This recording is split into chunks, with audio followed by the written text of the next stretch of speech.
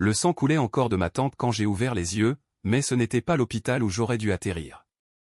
Non, c'était mon appartement parisien, celui que j'avais quitté il y a 5 ans pour plonger dans l'abîme. Le miroir fissuré de la salle de bain me renvoyait un visage que je connaissais trop bien, le mien, à 25 ans, avant que tout ne s'effondre. J'ai hurlé, un cri primal qui a fait trembler les vitres de la rue Montmartre, mais personne n'est venu. J'étais revenu. Morte, trahie, assassinée par ceux que j'aimais le plus, et maintenant, ressuscitée dans ce corps brisé, prête à tout recommencer. Le goût métallique du sang sur ma langue n'était pas un rêve, c'était le rappel que la mort n'efface rien, elle forge seulement les armes de la vengeance. Paris, cette ville de lumière trompeuse, m'avait avalé vivante une fois déjà. J'étais Élise Moreau, fille cadette d'une famille de banquiers respectables, héritière d'un empire financier bâti sur des secrets plus sombres que la Seine la nuit. Ma sœur aînée, Camille, était la favorite, blonde, charismatique, avec ce sourire qui désarmait les juges et les amants. Moi, j'étais l'ombre, la comptable discrète qui gérait les comptes occultes de la banque familiale, Moreau et Fils. J'avais découvert leur magouille un soir d'orage, en 2020, des détournements massifs, des fonds blanchis pour des oligarques russes, et Camille au centre, avec son amant, un politicien renommé Laurent Duval. Il m'avait tendu un piège. Une erreur de transfert qui m'avait fait porter le chapeau. Accusé de fraude, jeté en prison, puis, sorti sous caution, j'avais fini par une chute accidentelle du pont des Arts. Mon corps flottant dans l'eau froide, les rires étouffés de Camille au loin, c'était ma fin. Mais la mort, cette garce capricieuse, m'avait craché dehors. Ressuscité au matin de ma demande fatidique, ce jour où, désespéré, j'avais supplié Camille de me prêter 150 € pour payer mon loyer en retard. Pauvre petite sœur, toujours à quémander comme une mendiante, avait-elle ricané, son verre de champagne à la main, lors d'un dîner familial forcé. Laurent, assis à ses côtés, avait pouffé, ses yeux de serpent glissant sur moi comme sur une proie. J'avais fui, humilié, et c'est là que tout avait basculé.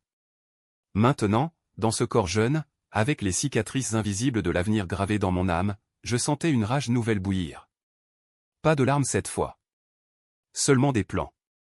Des plans qui feraient trembler les fondations de leur empire. Je me suis levé, les jambes flageolantes, et j'ai fouillé dans les tiroirs de mon bureau. Les documents étaient là, intacts, les relevés bancaires que j'avais cachés, les preuves que personne n'avait encore trouvées. Mon esprit, aiguisé par les années de geôle et de désespoir, revoyait tout. Camille n'était pas seulement une traîtresse, elle était un monstre sculpté dans l'ambition. Notre père, mort d'un infarctus suspect 5 ans plus tôt, avait été leur première victime. J'en étais sûr maintenant, empoisonné pour accélérer l'héritage. Et moi, la naïve, j'avais géré les comptes sans poser de questions, jusqu'à ce que je creuse trop profond. La banque Moreau et Fils, cette façade de respectabilité sur les Champs-Élysées, cachait un réseau de corruption qui s'étendait jusqu'au couloir de l'Élysée.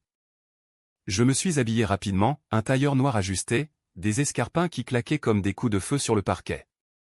Dehors, Paris s'éveillait sous un ciel gris de décembre 2025, les touristes ignorant les ombres qui rampaient dans les ruelles. J'ai pris le métro jusqu'au siège de la banque, ce monstre de verre et d'acier qui dominait la place de la Concorde. À l'accueil, la réceptionniste, une jeune femme aux cheveux roux, m'a regardé avec surprise. « Mademoiselle Moreau ? Vous êtes en avance pour le rendez-vous. » Avance ? J'étais des années en avance. J'ai souri, un sourire qui n'atteignait pas mes yeux. Dites à ma sœur que je dois la voir. Immédiatement. Camille était dans son bureau au dernier étage, entourée de vues panoramiques sur la tour Eiffel. Elle leva les yeux de son ordinateur, son maquillage impeccable, sa jupe crayon soulignant ses courbes calculées. « Élise ? Qu'est-ce que tu fais là ? On n'avait pas prévu de déjeuner avant la semaine prochaine. » Son ton était mielleux, mais je voyais le calcul derrière, elle se demandait si j'avais flairé quelque chose. Je me suis assise sans y être invité, croisant les jambes avec une assurance que mon ancien moi n'avait jamais eue. J'ai besoin de 150 €, Camille. Pour le loyer. Tu sais, comme la dernière fois. Ses yeux s'écarquillèrent une fraction de seconde, puis elle éclata de rire, ce rire cristallin qui masquait le venin. Toujours la même, hein ? La petite sœur fauchée. Laurent, chérie, écoute ça, Élise me supplie encore pour des miettes. Laurent entra, son costume sur mesure froissé comme s'il sortait d'une sieste illicite. Il me toisa, ce regard condescendant que j'avais appris à haïr. 150 €? Élise, avec ton salaire, tu devrais pouvoir te débrouiller. Ou peut-être que tu dépenses tout en fantasme de grandeur? Ils rirent ensemble, un duo infernal, ignorant que je connaissais déjà la fin de leur comédie. Dans ma vie précédente, ces mots m'avaient brisé, m'avaient poussé à signer les faux documents qu'ils avaient glissés sous mon nez. Cette fois, je ris avec eux. Oh, vous avez raison. Les miettes ne suffisent plus. Mais ne vous inquiétez pas, je vais m'en procurer d'autres. Beaucoup d'autres. Je sortis du bureau, le cœur battant, mais pas de peur ou d'excitation. Le premier pas de la vengeance, infiltrer leur monde avant qu'ils ne me voient venir. J'avais 5 ans d'avance sur eux, 5 ans de connaissances sur les marchés, les scandales à venir, les bulles financières qui éclateraient en 2026. La crypto-monnaie qui exploserait, les investissements vers bidons que les gouvernements subventionneraient. J'allais jouer leurs propres règles, mais en mieux. En rentrant chez moi, j'ouvris mon ordinateur portable, un modèle obsolète comparé à celui de ma vie future, et je commençai à trader. Pas avec 150 €, avec tout ce que j'avais économisé en secret, 5 000 € cachés dans un compte offshore que même Camille ignorait. Les heures passèrent en un tourbillon de graphiques et d'algorithmes. Je me souvenais des patterns, le crack imminent des actions tech russes, la montée fulgurante du bitcoin éthique. À minuit, mon solde avait triplé. À l'aube, il avait décuplé. Paris dormait, mais moi, j'étais éveillé, forgeant mon arme dans le silence. Le lendemain, je revins à la banque, non pas en mendiante, mais en investisseuse. Camille, j'ai une proposition. Un partenariat. J'ai des idées pour booster les rendements. Elle haussa un sourcil, intriguée malgré elle. Des idées? De toi? Amusant. Montre-moi. C'est ainsi que commença la danse. Je lui présentai un dossier fictif, inspiré des magouilles futures que j'avais vues, des prêts à des startups vertes qui n'étaient que des façades pour du blanchiment. Mais le mien était réel, dopé par ma prescience. Laurent plissa les yeux, sentant l'arnaque potentielle, mais l'appât du gain était trop fort. « Combien tu investis ?» demanda-t-il. « Tout ce que j'ai. Et plus, si vous suivez. » Ils mordirent. En une semaine, notre portefeuille commun grimpa de 20%. Camille me tapa dans le dos, feignant la sororité. « Tu as du talent, petite sœur. Peut-être que je t'ai sous-estimé. » Oh, si elle savait. Mais la trahison couvait toujours. Un soir, lors d'un gala à l'Opéra Garnier, je les vis en aparté, Camille et Laurent, chuchotant sur un balcon surplombant la scène. « Elle devient trop curieuse », murmurait-elle. « Éliminons-la avant qu'elle ne fouille trop. » Mon sang se glaça, mais je souris dans l'ombre. Il n'avait pas changé. Moi, si. Le lendemain, je contactai un avocat discret, un ancien prisonnier que j'avais connu en cellule dans ma vie passée. Préparez un dossier sur Duval. Tout ce que vous trouverez. Les rouages tournaient. La vengeance n'était pas un sprint, c'était une valse macabre, et j'apprenais les pas. Bientôt, les premiers craquements apparurent.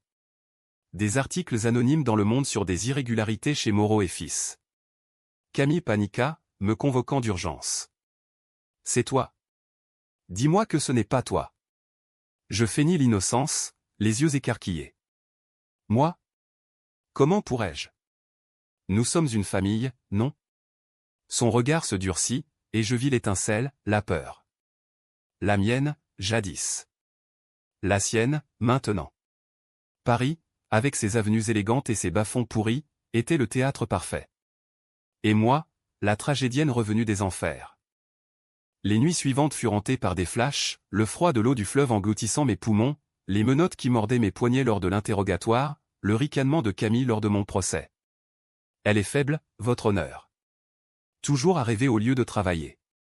J'avais passé 3 ans en centrale, à Fleury-Mérogis, entouré de femmes brisées par des hommes comme Laurent. Là-bas, j'avais appris la patience, la ruse, les alliances fragiles. Une co-détenue, une aqueuse nommée Nadia, m'avait enseigné les ficelles du dark web. La vengeance, c'est un virus, me disait-elle. Tu l'injectes, et tu attends qu'il mute. À ma sortie, j'avais tenté de les confronter, mais ils m'avaient poussé du pont. Une fugue dépressive. Pathétique.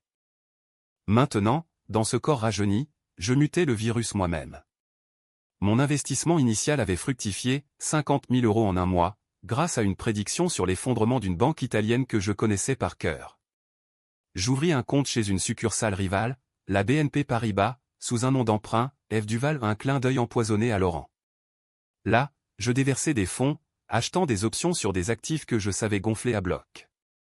Camille, sentant mon ascension, m'invita à un dîner familial rue de Rivoli.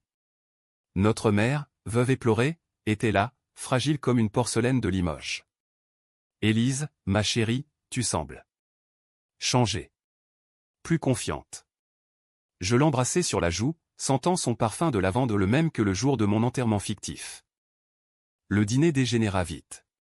Camille, un peu ivre de vin de Bordeaux, lâcha, tu joues à quoi, avec tes investissements? Tu crois pouvoir rivaliser avec nous? Laurent renchérit, attention, Élise. Les grands garçons ne tolèrent pas les intruses. Je sirotai mon verre, calmement.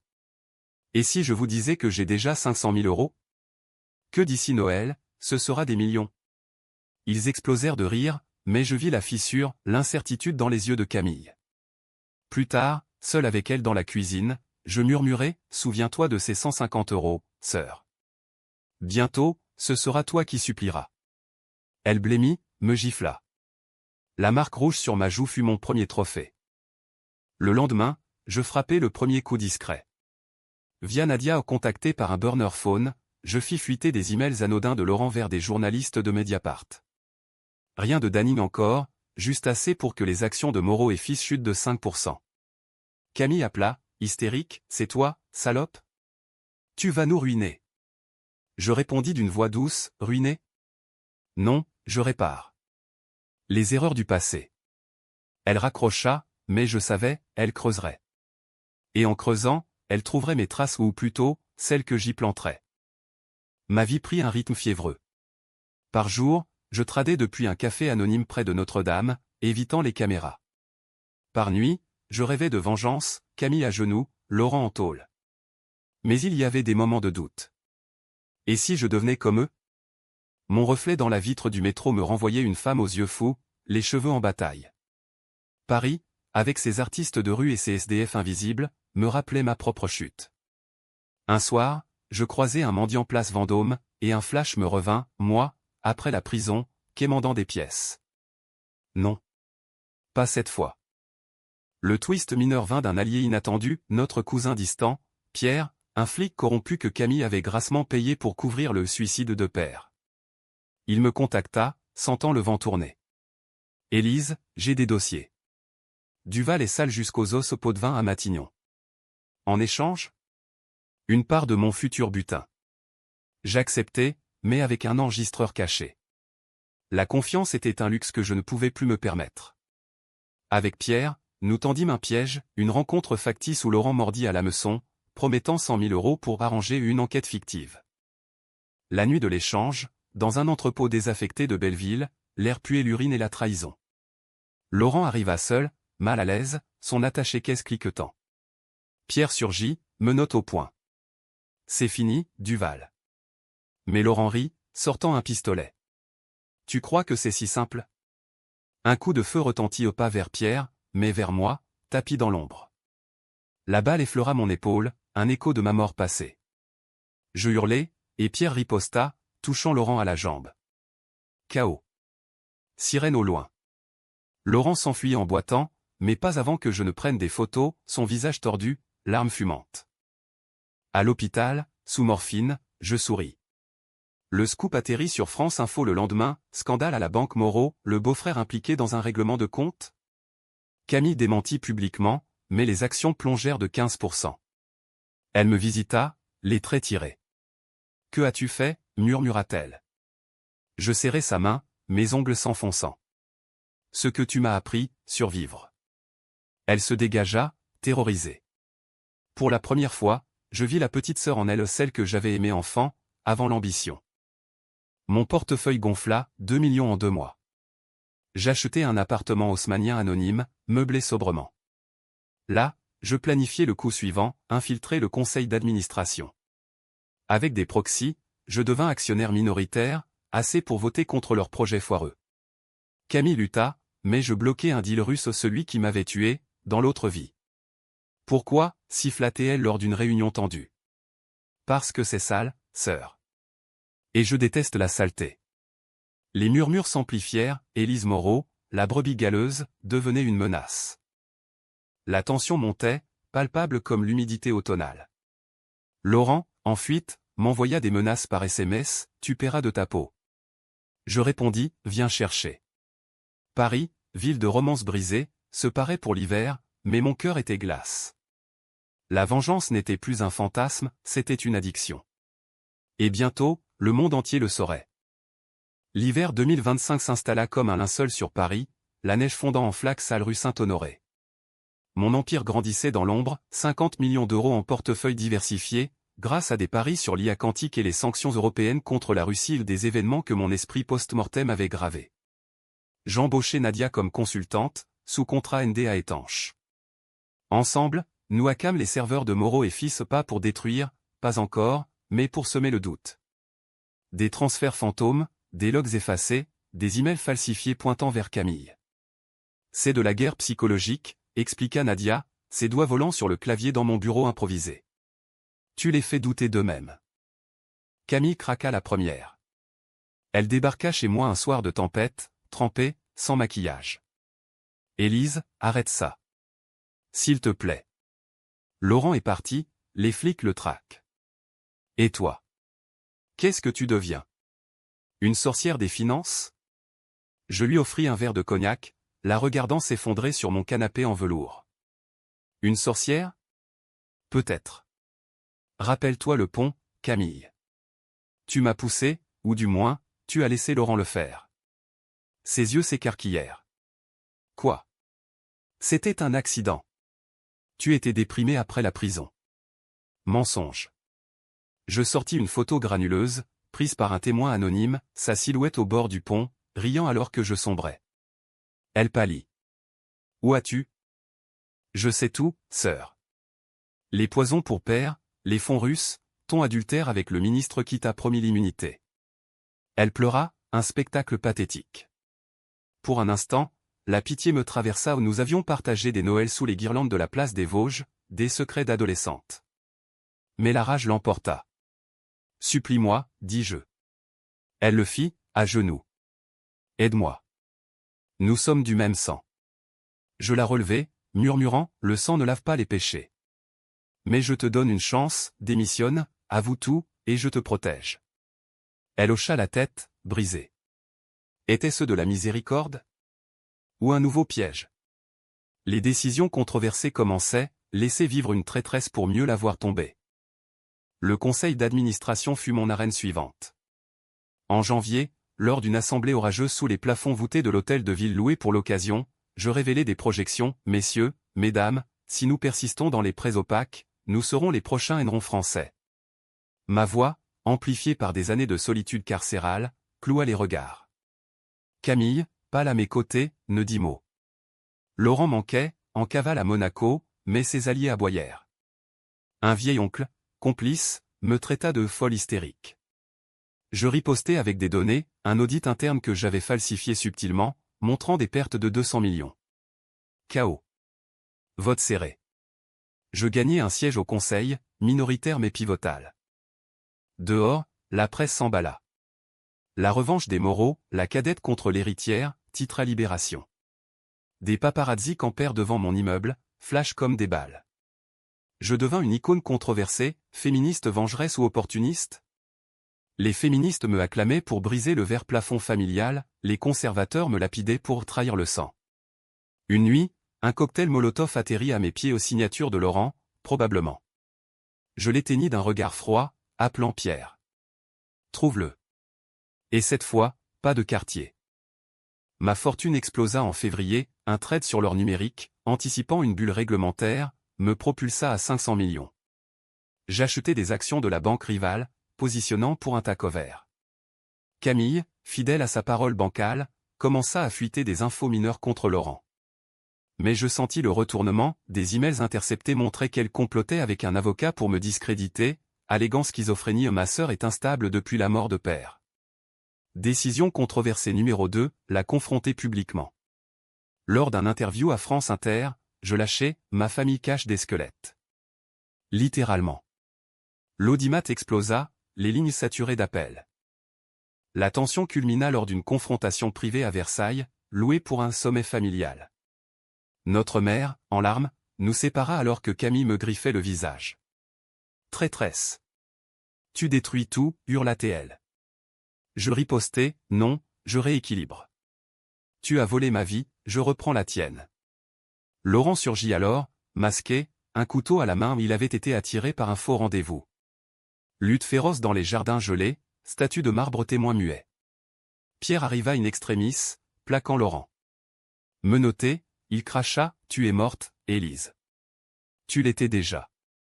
Je m'agenouillai près de lui, chuchotant, « Pas cette fois. » Et toi, tu le es pour de bon. Son arrestation fit les unes, scandale financier, le politicien Duval arrêté pour tentative de meurtre. Moreau et fils vacilla, action en chute libre. Camille implora une alliance finale, unis-nous contre le monde. J'acceptai en surface. En secret, je transférai des fonds vers un trust pour mère, la protégeant. Décision controversée numéro 3, épargner l'innocente dans la toile. Mais la vengeance exigeait du sang. Nadia hacka les comptes de Camille, 10 millions détournés, gelés instantanément. Elle se suicida presque à un overdose d'anxiolytiques, sauvée in extremis à l'hôpital Cochin. Je visitai sa chambre, anonyme en blouse blanche. C'est le début, sœur. Paris printanière fleurissait, mais mon jardin était empoisonné. 1 milliard d'euros maintenant, et le monde me courait après, offre d'OPA, invitation à Davos. Je refusais tout, focalisé. Le twist approchait, un secret enfoui, plus sombre que je l'imaginais. Dans les dossiers de père, exhumés via Pierre, une lettre, Élise, si tu lis ceci, Camille n'est pas ta sœur de sang. Adoptée, vendue par une mafia albanaise. J'ai payé pour te protéger. Choc.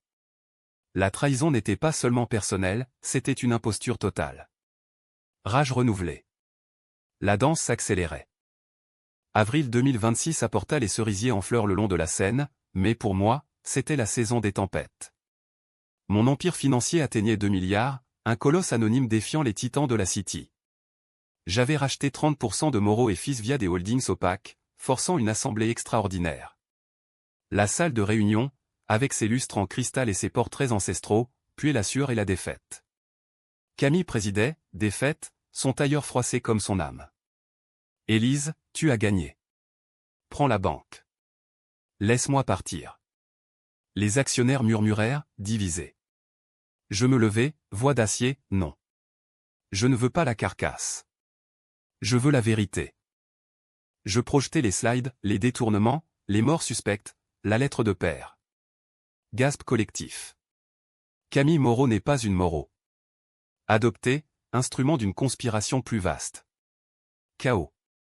Un actionnaire sauta de sa chaise, c'est de la calomnie. Mais les preuves ADN falsifiées, virements albanais étaient irréfutables. Camille hurla, mensonge. Elle est folle. Pourtant, ses yeux trahissaient la panique. Laurent, extradé de Monaco, témoigna contre elle en échange d'une peine réduite, elle m'a forcé. Pour l'héritage. Coup de théâtre, il avoua le pont. On l'a poussé ensemble. Elle riait. La presse déchaîna, inceste financier, la banque Moreau implose. Action à zéro. La famille se fissura, oncle et tante me maudirent, me traitant de démon. Notre mère, en maison de repos, me déshérita verbalement, tu as tué tes liens, Élise. Décision controversée numéro 4, révéler le secret d'adoption publiquement, brisant mère au passage. Était-ce justice ou cruauté gratuite? La nuit, seul avec un verre de absinthe, je doutais. Mais le feu de la résurrection consumait tout. Le climax frappa en mai, lors d'une audience au palais de justice. Camille, en orange carcéral, me défia du regard. Pourquoi, Élise? On pouvait partager. Je m'approchai du micro, la salle bondée de caméras. Parce que tu m'as volé 2 vies, la mienne, et celle de père. Flashback public, je racontais ma mort, mon retour au pas comme miracle, mais comme allégorie de la rage. Paris nous dévore toutes, mais certaines reviennent pour mordre. Le juge, impressionné malgré lui, prononça, 20 ans pour elle, complot et meurtre. Laurent, 15. La foule applaudit, dehors, des manifestations pour justice Élise. Mais la vengeance a son prix. Nadia disparue ou enlevée? Par des restes du réseau russe. Je la traquais via Dark Web, payant des mercenaires. Retrouvée dans un hangar de la Défense, battue mais vivante. Il savait pour toi, Alta TL. Le retour. Impossible. Twist, Camille avait un jumeau caché, un frère albanais, architecte du vrai complot. Il surgit lors d'une soirée de gala à l'Élysée, où j'étais invité comme phénix des affaires. Masque de diplomate, il m'aborda, sœur. Ou rival? Combat verbal, il révéla que Père l'avait abandonné, favorisant Camille et moi. La trahison commence à la naissance. Décision fatidique, le confronter seul, dans les catacombes sous Paris, lieu symbolique de morts enfouies. Torchée vacillante, ossements blanchis. Tue-moi, et le cycle recommence, dit-il. Je sortis un dossier, preuve de ces crimes globaux, prêt à fuiter. Non. Tu tombes avec eux. Il chargea, couteau brandi. Lutte dans les ténèbres, je le désarmai, un coup de talon dans le genou a appris en prison. Pierre arriva, l'embarqua. Mais pas sans coup, une entaille au bras, sans mêler au sien. Frères et sœurs de substitution, unis dans la chute. Ma fortune culmina, 4 milliards, un empire rebâti sur les ruines. J'annonçai un rachat total de Moreau et Fils, rebaptisé Résurrection Finance controversée, vu comme un doigt d'honneur aux traditions. Les médias me couronnaient de reine de la vengeance, mais les critiques pleuvaient, Élise Moreau, tirant en escarpin. Une pétition pour mon arrestation circula, accusant manipulation. Paris, bipolar, m'aimait et me haïssait. L'été 2026 enveloppa Paris d'une chaleur étouffante, miroir déformant sur l'asphalte des boulevards. J'étais au sommet, 4,2 milliards d'euros en liquidité, prêts à être déployés. Le jour fatidique, je marchais dans les halls marbrés de la Banque de France, centrale, ce sanctuaire de l'élite. Retrait total, annonçai-je au guichet, document en main. La caissière cligna des yeux, tout? Madame, c'est inédit. Les systèmes se figèrent, alarmes silencieuses, managers affolés. C'est légal, répliquai-je, citant mes audits. En 1 heure, le virement partit, 4,2 milliards vers des œuvres caritatives orphelinats, prisons réformées, fonds pour victimes de corruption. Pas pour moi. Pour effacer les traces de sang. Camille, depuis sa cellule de Fresnes, apprit la nouvelle par la télé. Elle écrivit, tu gagnes. Mais à quel prix? Tu es seul. Laurent, en isolement, tenta un suicide raté, pour me hanter plus longtemps. Le frère albanais, extradé, cracha lors du procès, tu as détruit une lignée. Le twist final vint d'un appel anonyme, Nadia, guérie, avec une révélation dévastatrice. Ton retour. Ce n'était pas naturel. Un essai clinique secret, financé par Père avant sa mort. Tu étais en coma, pas morte. Ils t'ont ressuscité expérimentalement, effaçant tes souvenirs mais pas ta rage. Choc. Pas de miracle divin, juste science noire. Père m'avait sauvé, anticipant la trahison. Décision controversée ultime, détruire les labos impliqués, exposant l'éthique pourrie de la biotech française. Scandale national, suicide en chaîne chez les scientifiques. Était-ce vengeance ou purification? Mère, sur son lit de mort, me pardonna dans un murmure, tu as lavé notre nom, ma fille. Ses funérailles, sous la pluie de Père Lachaise, furent mon adieu au passé. Seule survivante, je vendis tout, Résurrection Finance à un consortium éthique, gardant juste assez pour vivre anonyme. Paris, libéré de mes ombres, brilla à nouveau. Je marchais le long du canal Saint-Martin, cheveux au vent, un inconnu à mes côtés, un artiste croisé dans un café, ignorant mon histoire. La vengeance avait été catharsis, mais amère. Fin heureuse? Non, vie tragique, j'avais gagné la guerre, perdu l'âme. Pourtant, dans le crépuscule, je souris. Car pour la première fois, j'étais libre. Et si la mort revenait, je l'accueillerais, arme à la main. Épilogue, 1 an plus tard, une plaque discrète sur le pont des Arts, à Élise, revenue des abysses. Les touristes la photographient, ignorant que la revenante vit encore, dans l'ombre, veillant sur les oubliés. La boucle se ferme, mais les échos persistent. Fin.